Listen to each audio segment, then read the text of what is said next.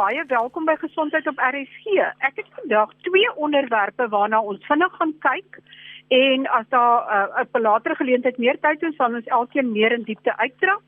Maar die eerste een is die vraag: is daar nog genoeg mediese redes om die sterk inperkings te regverdig? En my gas in hierdie verband is Dr. Anton Verere, hy's 'n Kaapse narkotiseer en ook 'n besorgde dokter. En my tweede onderwerp is, wat presies doen hierdie virus in die longe? Want dit is nie soos 'n gewone longontsteking virus nie. En emeritus professor André Coetzee, wat verbonde is aan die Universiteit van Stellenbosch, hy was die professor in narkose daar. Hy gaan vir ons meer vertel oor hoe dit ooreenstem met 'n ander bekende en reeds beskryfde longsiekte, wat eintlik 'n bloedingslongsiekte is. Maar kom ons spring weg met Dr. Anton Verere. Dr. Verere, ons is almal bekommerd dat hierdie lang inperking glad nie meer gaan oor mediese redes nie.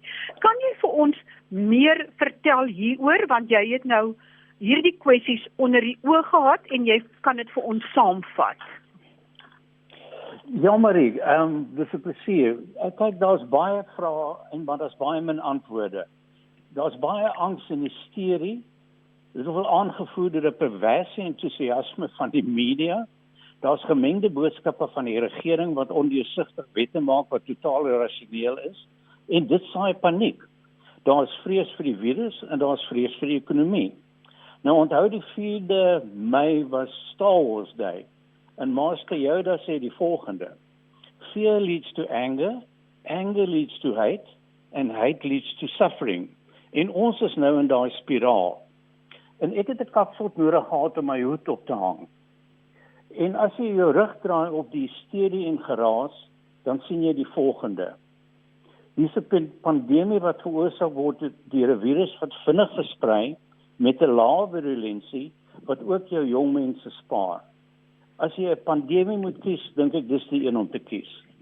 Behandel die virus met respek, maar moet hom nie vrees nie. En ek wil hom baie graag net kortliks in perspektief stel. Influenza A en B, elke jaar volgens die Wêreldgesondheidsorganisasie sterf daar 290.000 tot 650.000 mense van die gewone griep. Die Spaanse griep in 1918 het 50 miljoen mense doodgemaak en hoofsaaklik jonge mense. HIV het 20 miljoen mense doodgemaak en Suid-Afrikaners was die teenmiddel weerhou. Die Asian flu van 1957-58 het 2 miljoen mense doodgemaak. Die Hong Kong flu van 1968-69 het 1 miljoen mense doodgemaak. En te midde van hierdie enorme pandemie wat ons nie eens van geweet het nie, hou ons die grootste rockkonsert in die wêreld nog ooit by Woodstock. Ons het nie eens geweet daar is 'n pandemie aan die gang nie. En as jy net vergelyk met die gewone griep wat met ander lande gebeur het, Amerika was, ek het nou die hoogste gevalle gekyk op die rekord. Amerika is al 61.000 per jaar dood, Engeland 28.000, Spanje 25.000, Italië het in 2019 'n artikel gepubliseer wat navorsing gedoen het oor hoekom so baie Italianers elke jaar doodgaan van die griep. Die figuur in Suid-Afrika is 7 tot 11.000. Nou ons moet besef die rapportering van die gewone griep is miskien nie so akkuraat nie en dit word ondergerapporteer.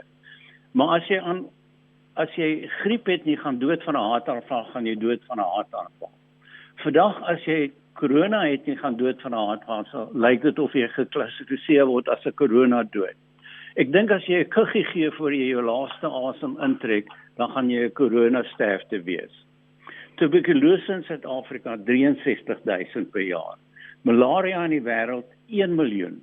En die tragedie daarvan is, dis meestal kinders onder 5 jaar oud. En die grootste pandemie en die gevaarlikste is hongersnood. Dis 20.000 per dag. Dis 600.000 per jaar. Nie per jaar nie, per maand. Dis 7 miljoen per jaar. Nou kom ons gaan verder. Die ramp word verklaar op 15 Mei. Was jou hande en bly weg van mekaar.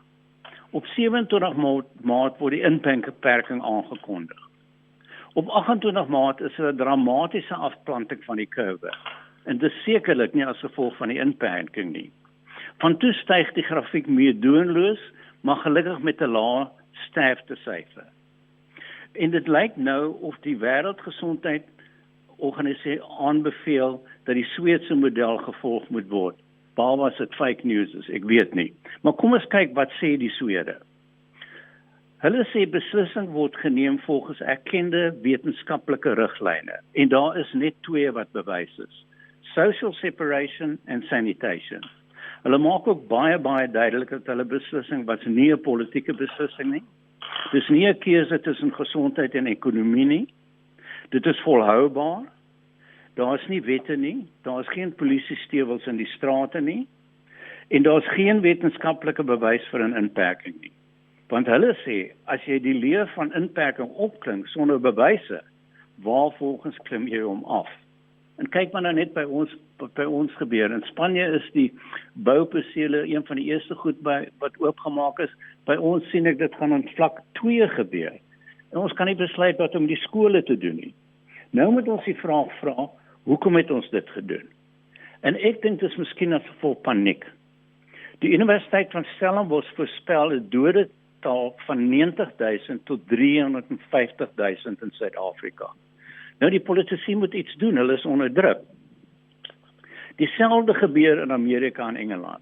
Ou Boris en Donald was op pad na wat ons noem 'n herd immunity, 'n algemene immuniteit in die gemeenskap.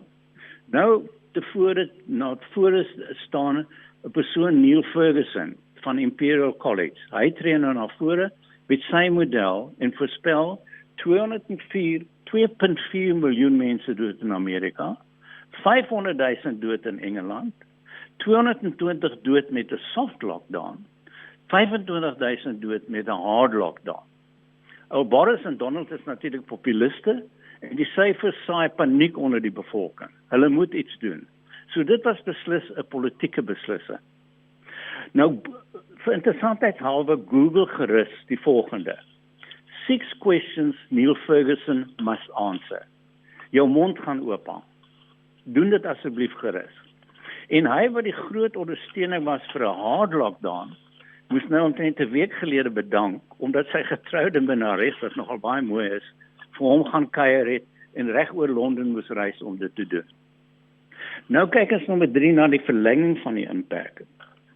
Die denke verander nou van 'n afplanting van die kurwe, want dit lyk my nie daar's baie van 'n afplanting nie, na 'n emosionele, ons moet lewens red. Dis nou hoofsaaklik mense van my ouderdom met 'n komorbiditeit. Weereens sê die Swede, daar is geen bewyse nie en jou gesonde verstand sê dit ook. 'n Sekere persentasie van die bevolking moet blootgestel word aan die virus om wat ons noem herd immunity te ontwikkel. En ons ken die virulensie van die virus, so vooraf bepaalde persentasie van die persone wat die virus gaan kry, gaan sterf. Inperking gaan nie 'n verskil maak nie. Nou kyk ons hoeveel mense gaan sterf. Die regering het ook nooit 'n syfer daaraan gesit wat ek gehoor het nie. Die Universiteit van Stellenbosch sê 90.000 tot 350.000. Ek lees laasweek van nog 'n voorspelling, ek kan nie onthou van wie dit was nie, van 176.000 voor die einde van die jaar. Die een wat my aanstaan is Prof Marí se voorspelling wat sê 46.000 in die volgende 2 jaar. Nou dit maak vir my sin. As 11.000 sterf van griep elke jaar, of dis ons hoogste geval, en die corona is miskien meer virulent, of versprei meer met 'n faktor van sê 2, kyk ons na 22.000 mense per jaar. Nou interessant halwe, almal praat van ons moet meer toets en ons toets nie genoeg nie en so en wat op die nasie met Ladla maak 'n baie sterk punt dat toetse moet gehou word om diagnose te maak in pasiënte wat siek is. Amper 0,5 biljoen rand is klaar bestee aan toetse en wat het ons eintlik bereik? Ons is 'n bietjie te laat met die toetse. Maar as jy nou te vroeg is met jou ingryping, dan gebeur iets nog meer interessant. En dit lyk of dit met Nieu-Seeland gebeur het. Nieu-Seeland het 1497 gevalle, waarvan 1402 al herstel is. Daar was 21 sterftes. Maar as jy na hulle grafieke kyk, Hulle is totaal afgeplak. Hulle is omtrent weg. Nou die punt daarvan is, daar is geen herd immunity nie. Wat gaan New Zealand nou doen? Hulle het ontslaag geraak, hulle het daai virus se kop in die grond getrap. Maar hulle het nie immuniteit nie. Hulle is 'n eiland. Wat gaan ons ooit weer ons vriende in Auckland sien? Ek weet nie. Nou jy kan ook nie van die inperking praat en die ekonomie ignoreer nie. Jy kan nie kos uit mense se monde neem deur 'n inperking wat sonder enige wetenskaplike gronde ingestel is nie. En as daar redelike gronde is, moet die regering dit met ons deel. Tot dan ag ek die optrede nie net krimineel nie, maar ook immoreel. Nou net as 'n naskrif, ek lees vanoggend dat de Oliveira sê daar is reeds 20,000 lewens gered deur inperking. Soos ek sê, ons het net oor 200 dood op die oomblik. Ek het reeds my argument teen so 'n stelling gestel. Ek wil die volgende stelling maak. Ek is 75 jaar oud en in die hoë risikogroep. As hulle lewens gaan red, soos hulle dit noem, gaan dit in ons groep wees. Ek dink nie hulle kan nie. Maar ek is nie 'n kind nie. Jy kan nie meer my lewe red nie. Ek dink nie eers jy kan my lewe verleng nie, maar indien jy dit doen, moet jy jouself vra teen watter koste. En my stelling is, not in my name. Soos opsomming, ja. En opsomming, lyk dit of COVID 'n bietjie meer giftig is as die griep. Maar die syfers word alreeds bevraagteken. Maar die tyd sal ons leer, en 'n jaar se tyd sal ons weet. Die besluit van inperking, alhoewel dit verstaanbaar was aan die begin, lyk al hoe meer of dit op wankelrige bene staan.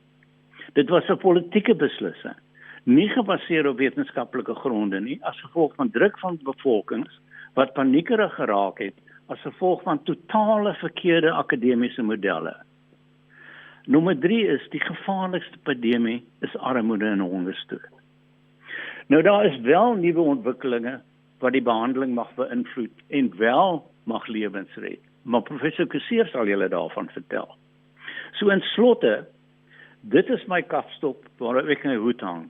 En ek stel ook nie belang om my siening te verdedig nie, maar ek luister nie meer na die geraas en die hysterie nie.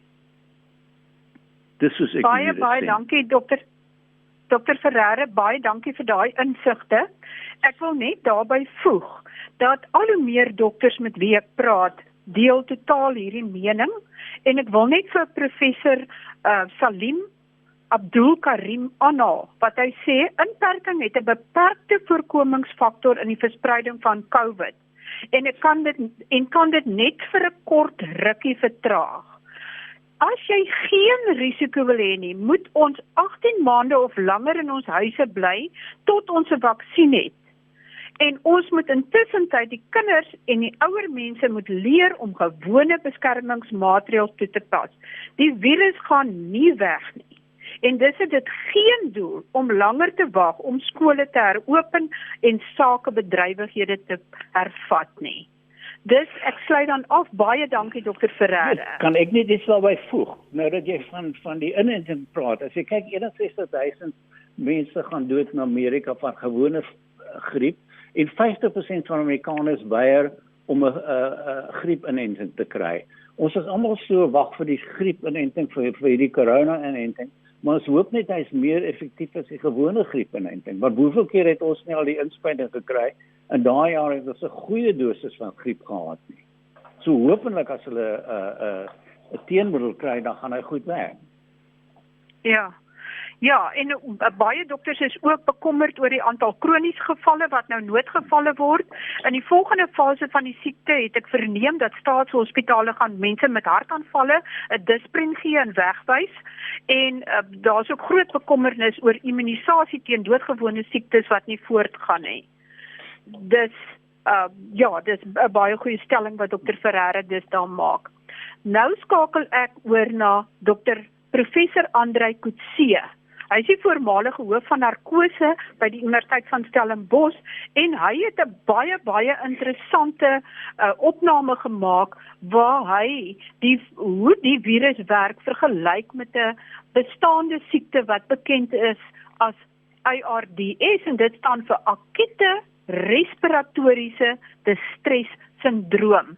Welkom Professor Coetzee en vertel ons meer van die siekte. Môre meneer en luisteraars, dankie. Ja, kyk, kom ons koppel dit maar aan virusse, want dit is nou die onderwerp van die dag. Jy kan 'n virus kan vir jou 'n pneumonie gee direk, wat nogal ernstige siekte is, maar nie baie algemeen nie. Maar die probleem in die meerderheid van gevalle is dat 'n virus soos 'n kieme of selfs besering ontlok in die liggaam 'n respons wat bedoel is om die liggaam te beskerm. Ons noem dit 'n inflammatoriese respons.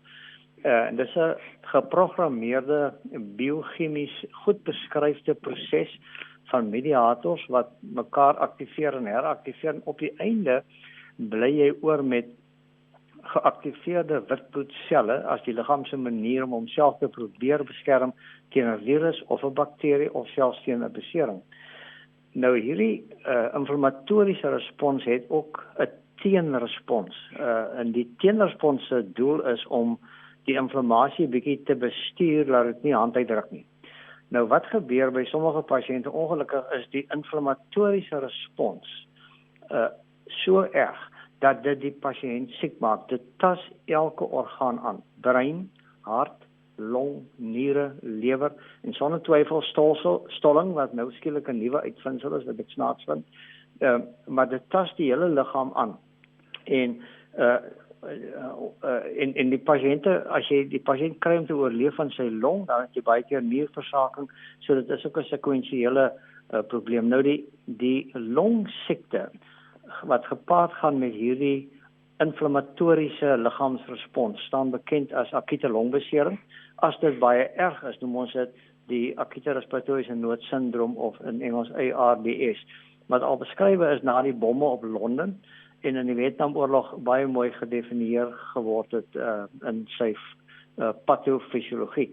Nou die ARDS long is 'n baie duidelike verloop van bloederige edeem, so vir 3 dae, en dan het jy inflammasie in die long, en dan kry jy fibrose. Nou ja, as die pasiënt sou oorleef, na 'n jaar, is die long weer normaal, hy hermoduleer homself. Nou, 2 opmerkings hier. Die eerste ding is dat ons het nou skielik gehoor dat hierdie corona siekte sy effek op die long is 'n edeemproses. Maar ek vind dit snaaks. Die edeemproses is beskrywe in 1967 het gepraat van oxygen resistant pulmonary edema. Dit is al lankal bekend dat die vroeë fase van die ARDS is eenvoudig 'n edemateuse long met baie rooi bloedselle in, en die histologie is baie duidelik. Ek het van my pasiënte se histologie nagegaan. Dit wys baie mooi die hemorragiese edeem. So dit is nie 'n nuwe bevinding nie. Nou 'n ander item wat gemis word ongelukkig is dat die ARDS is nie net 'n siekte van die longweefsel self nie. Dit tas pertinent die bloedvate in die long ook aan. En dit sluit nou aan by 'n baie goed beskryfde ou konsep dat mense wat hierdie inflammasie het, neig om te stol. Die bloed wil graag stol. So die stollingsproses is maar 'n orgaan, 'n chemiese orgaan, is geweldig geaktiveer. Ons sien dit by baie pasiënte wat siek is, insluitende by die inflammasie en by die ARDS pasiënte. So as die longbloedvate se beleining, ons noem dit die endoteel, as dit beseer is, dan kan jy dink dat hierdie neiging om te stol neerslag vind in klonte in die long. Dit is al in 1977 beskrywe deur Zypol uit Boston uit. Ons het self skyfies wat dit wys. Baie mooi is daar groot gedemonstreer, daar's groot stolsels in die longbloedvate wat dan weer die hart affekteer. En veral die regterhart wat eintlik 'n dun struktuur is, want hy werk gewoonlik met lae druk. Die kry vreeslik pak, want skielik is daar nou hoë druk wat hy nie kan hanteer nie, en dit het nou verdere effekte op die pasiënt. So die long self kry seer en dit lei tot 'n gebrek aan suurstof en ander probleme, maar die longbloedvate kry ewe seer wat dan weer die sirkulasie aggressief kan beïnvloed. My data wys dat 50% van die pasiënte wat die ARDS het, se sirkulasie is in verleentheid as gevolg van hierdie longstolsels wat beskryf is. Nou ek vind dit vreemd dat ewe skielik is dit nou weer 'n nuwe uitvindsel en die antwoord lê by stolling. Die stolling en inflammasie is letterlik so oud soos die berge, lankal beskryf en in 1991 het ons al 'n PhD afgelewer wat juist ondersoek het om dit te behandel en ek beskou dit as routine hantering dat jy die nodige voorsorg tref dat die pasiënte neig om te stol. Ongelukkig die dag as jy die pasiënt ontvang is daai letsels in die long klaar daar. So dit is wat van opsommend waarmee ons sit. Nou ek het toe gaan kyk na die histologie van die ARDS syndroom wat ons al baie jare ken en die COVID longe wat gepubliseer is nou vanaf dit in China ontspring het. En as jy dit volg, die stappe is duidelik, dis dieselfde proses. Ek dink daar mag dalk 'n bietjie meer proteïnryke materiaal in die longsakkies wees wat belangrik is met die oog op terapie. En daar's nou nuwe data, ek het gisteraand dis voor nog 'n publisering wat ook wys dat die sirkulasie is ook in verleentheid by die pasiënte, net soos by die ARDS pasiënte. So ek dink nie dit is 'n nuwe of 'n ander siekte as die klassieke heel liggaam inflammasie, ons noem dit multi-organ dysfunction en multi-organ failure, maar die mense kry nierversaking, hulle kry lewerversaking, kry breinversaking. Dit is gelukkig alles omkeerbaar as jy die pasiënt kan kry om te oorleef. Nou die hantering van die probleem is grootendeels simptomaties. Virusse, ons het nie 'n goeie handvatsel op die hantering van die virus self nie. Dit is nie soos 'n kiem wat jy met 'n antibiotika kan beetkry nie. Daar is middels soos remdesivir wat ek dink die data wys eintlik dit werk, maar daar is debat oor. Ek weet nie hoe beskikbaar dit is op die oomblik nie. Daar is antivirale middels wat lyk of dit help, maar daar is teenstrydige data daaroor. So ons sukkel om die virus self te beheer. So wat 'n mens doen is jy ondersteun die pasiënt en jy koop tyd vir hierdie inflammasie om te kalmeer en dan hoop die pasiënt herstel. En dit sluit nou maar in orgaangewys. Jy sal dialiseer as dit nodig is. Jy sit die pasiënt op 'n ventilator as die longe te sleg raak. Jy gee die nodige medikasie om die hart te steun of jy gebruik wat ons noem 'n buiteliggaam oksigenator steun ECMO. Dit mag dalk 'n plek hê by hierdie pasiënte. En die stollingsdefek, die moet jy voorkom met die gebruik van antistolmiddels wat vrylik beskikbaar is en wat eintlik routineweg by die pasiënte gebruik moet word. Daar's nuwe gedagtes wat eintlik net voor die COVID bekend geword het, is gepubliseer in 'n baie bekende joernaal waar hulle nou pasiënte met ARDS middels deur die long laat inasem. En die middels los die stolsels in die longvate op en dit los ook die proteïnryke materiaal op wat binne in die lugsakkies lê. En hulle het wonderlike resultate gekry. En dit is nou herhaal op 3 pasiënte in Boston met baie goeie resultate in terme van oksigenasie. So die punt is ons kan net simptomaties steun en jy koop dan tyd vir die pasiënt om oor hierdie inflammatoriese storm te kom en dan te kalmeer en hooplik te oorleef. Professor, jy het 'n baie interessante stelling gemaak in jou lesing oor ketoconazole, 'n middel wat moontlik werk op die plaatjiefaktore en maar dat dit net voorkomend kan werk as die pasiënt in die hospitaal inkom. Ja, die data daar is redelijk beperk, maar dit wys dat as jy kan profilakties ketoconazole gebruik, dat mense wat ARDS kandidate is, dit gebeur baie minder en as dit gebeur, is die graad van die siekte minder en hulle bly korter in die intensiewe sorgeenheid. Nou, ketoconazole is 'n relatief probleemvrye middel. So, jy weet, as ek siek word van corona, dan gaan ek ketoconazole vat, maar jy moet dit vroeg neem. Dit dien geen doel as die proses klaar aan die gang is nie. Dis waar die dilemma lê. Die tyd wat ons die pasiënte kry, is die prosesse al ongelukkig gewoonlik aan die gang. Met ander woorde, as jy sê simptome, dan is in eerste plek die edeem wat opbou, anti-inflammatoriese reaksies wat dopgehou word, die alveoliese gedrag en dat daar suurstofreiling kan wees en ventilasie, maar ek verstaan dat ventilasie is nogal 'n triekie of moet baie noukeurig gedoen word. Ja, die ventilasiestrategie is 'n baie interessante onderwerp. Die probleem met die ARDS is as jy kyk onder 'n mikroskoop dan sien jy dat nie al die lugsakkies is ewe aangetast nie. Nou, jy kan in jou geestesoog dink 'n lugsakkie wat baie siek is, as jy hom vergelyk na die een langsaan wat miskien minder siek is. Die ouetjie wat minder siek is meer vervormbaar, sê ons. So as jy ventileer, dan sal hy neig om meer uit te sit as die baie siek lugsakkie. En as hy baie uitsit, dan skeur dit en dan lek daardie geaktiveerde witbloedselle en proteïenryke materiaal in daai lugsakkie in en hy word ook siek van inflammasie. So as jy nie reg ventileer nie, kan jy die siekte versterk. Jy maak dit erger. So dit is die ventilasie van die pasiënte het 'n paar punte wat 'n mens voor moet uitkyk en dit kan by tye baie moeilik wees. Mens moet nie 'n fout maak daaroor nie. As die longe baie styf is, dan kan die ventilasieproses baie moeitevol verloop. Baie dankie professor. Dit klink of ek beslis weer met jou moet gesels, maar dat die belangrikste aspekte nou net oorgedra is in hierdie kort gesprek en ek gaan ook 'n skakel opsit op RSG se webblad na jou lesing toe en dan vir spesiale aandag vir dokters.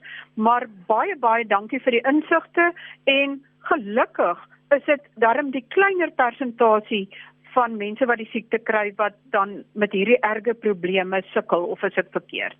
Ja, nee gelukkig die minderheid pasiënte eindig in die hoë sorg of intensiewe sorg en nog 'n kleiner persentasie daarvan eindig op ventilators. So goddank dit is 'n klein groepie, maar dit reflekteer natuurlik die ernstigheidsgraad van die siekte. So vanselfsprekend is die pasiënte meer siek en die risiko is noodwendig ook groter. Baie dankie. Dit is beslis nie 'n siekte wat ek wil kry nie, so ek sal alles in my vermoë doen om dit nie te kry nie. Ek gesels volgende week weer gesondheidsake. Alles van die beste tot dan en bly veilig en bly gesond. Totsiens. Totsiens.